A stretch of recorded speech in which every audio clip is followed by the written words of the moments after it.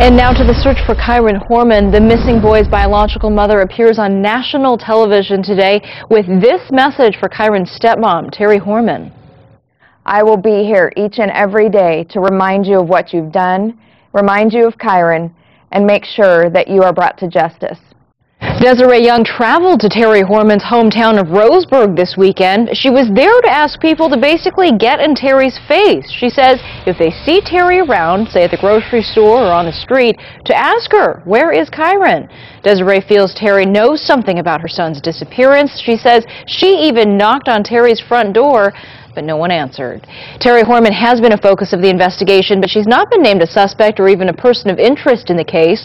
Former Sheriff Captain Bruce McCain thinks these aggressive moves by Kyron's mother could backfire. This may not be a wise move in the long run, because if she's not careful, and she may not really care, but I would not be surprised at all if Desiree is banging on Terri Horman's door, for example, that she may find herself the subject of a restraining order, and that's not going to turn out well for anybody.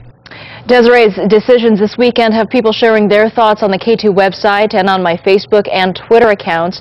Cab writes, sounds to me that Desiree has now crossed the line. Next up, stalking. Just because Desiree is hurting does not mean she is above the law. Misty writes, I say more power to her. She is doing what she feels right in her heart. And Christy says, if I were Desiree, I'm afraid I'd resort to more than that. I cannot imagine the frustration and anger she feels. It's always interesting to get your viewpoints. To join the conversation, friend me on Facebook, or you can follow me on Twitter at Anna Canzano, KATU. Multnomah County Sheriff Dan Staton will talk about the Kyron Horman case next week in front of the County Commission. We're told he won't be asking for additional money, but commissioners will be able to ask him questions about the investigation. Stay with K2 News for continuing coverage of the search for Kyron. You can always find the very latest at KATU.com.